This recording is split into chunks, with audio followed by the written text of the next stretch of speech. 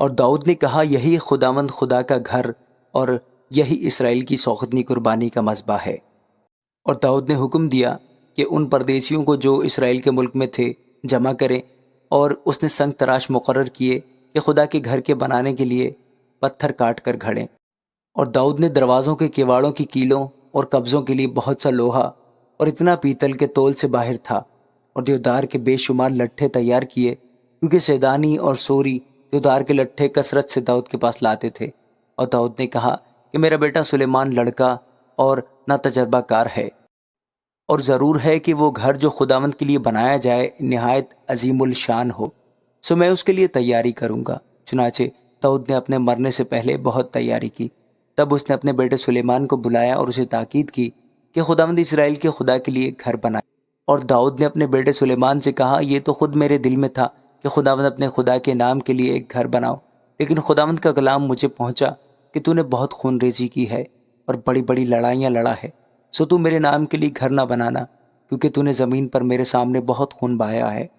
دیکھ تجھ سے ایک بیٹا پیدا ہوگا، وہ مرد صلح ہوگا، اور میں اسے چاروں طرف کے سب دشمنوں سے امن بخشوں گا، کیونکہ سلیمان اس کا نام ہوگا، اور میں اس کے ایام میں اسرائیل کو امن و امان بخشوں گا۔ وہی میرے نام کے لیے ایک گھر بنائے گا، وہ میرا بیٹا ہوگا اور میں اس کا باپ ہوں گا، اور میں اسرائیل پر اس کی سلطنت کا تخت ابد تک قائم رکھوں گا۔ اب اے میرے بیٹے، خداوند تیرے ساتھ رہے اور تو اقبال مند ہو، اور خداوند اپنے خدا کا گھر بنا جیسا اس نے تیرے حق میں فرمایا ہے۔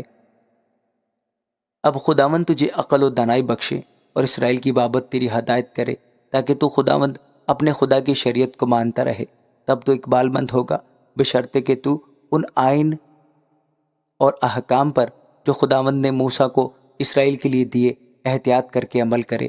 سو ہمت باندھ اور حوصلہ رکھ، خوف نہ کر، ہراساں نہ ہو۔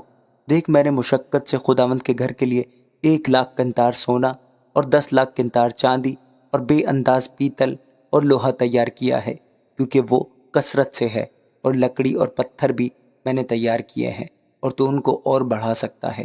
اور بہت سے کاریگر پتھر اور لکڑی کے کانٹے اور تراشنے والے اور سب طرح کے ہنر مند جو قسم قسم کے کام میں ماہر ہیں تیرے پاس ہیں۔